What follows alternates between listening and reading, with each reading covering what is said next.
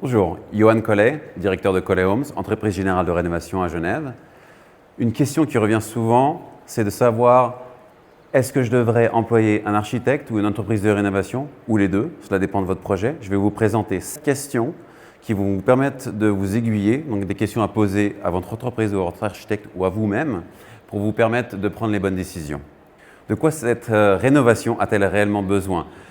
Application, permis spécifique, études de faisabilité, pilotage, quels sont tous les tenants et aboutissants de rénovation. Donc en gros, vous avez besoin de permis spécifiques, votre maison est protégée, classée, etc.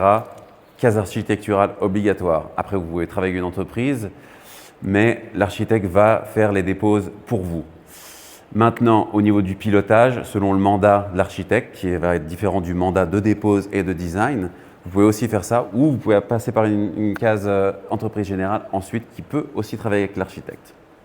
Si vous avez un projet complexe, le mieux c'est d'engager les deux, architecte et entreprise, qui peuvent travailler d'un commun accord depuis le départ. Qui est responsable d'aligner la conception avec le budget avant d'aller trop loin?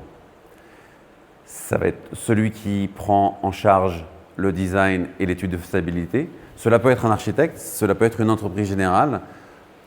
Vous devriez avoir une étude de faisabilité faite depuis le départ pour savoir où vous mettez les pieds, savoir si ce que vous voulez faire correspond à l'investissement que vous voulez mettre dans votre rénovation. Qui vérifie la faisabilité technique du projet avant les travaux? Même réponse, ça peut être l'architecte ou l'entreprise, mais quelqu'un doit prendre la responsabilité pour ne pas faire face à des surprises par la suite.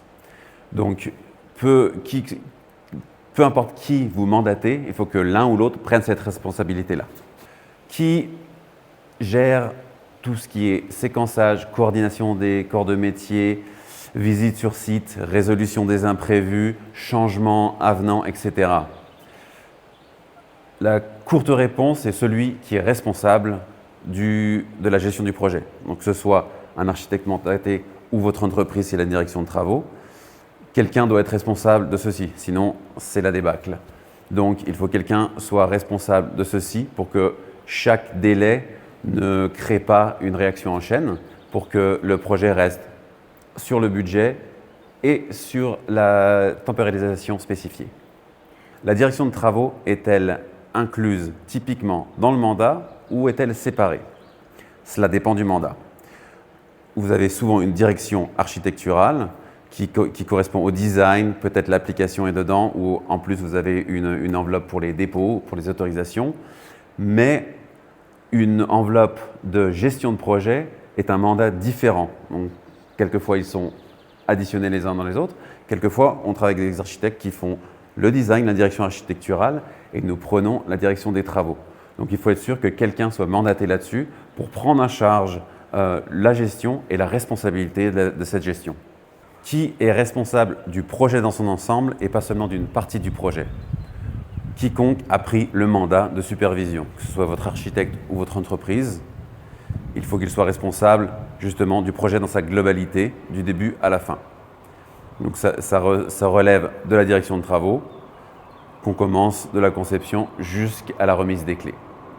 Donc quiconque a ce mandat-là doit être la personne ou l'entité responsable pour répondre aux questions et aux responsabilités vis-à-vis de ce projet.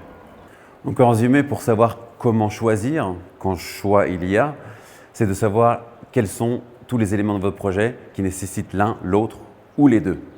Si vous avez du dessin, des autorisations à faire, passez par un architecte pour l'exécution et la gestion du projet. Cela peut être l'un ou l'autre, mais sachez évaluer la complexité de votre projet pour savoir à quel point quelqu'un doit être engagé et superviser le projet. Quel que soit votre choix, il faut que ce soit quelqu'un qui soit responsable, qui puisse avoir du répondant pour protéger votre projet, l'exécution de celui-ci et non seulement le budget, mais aussi la temporalité de celui-ci pour que votre projet arrive à terme, complété et dans les budgets impartis.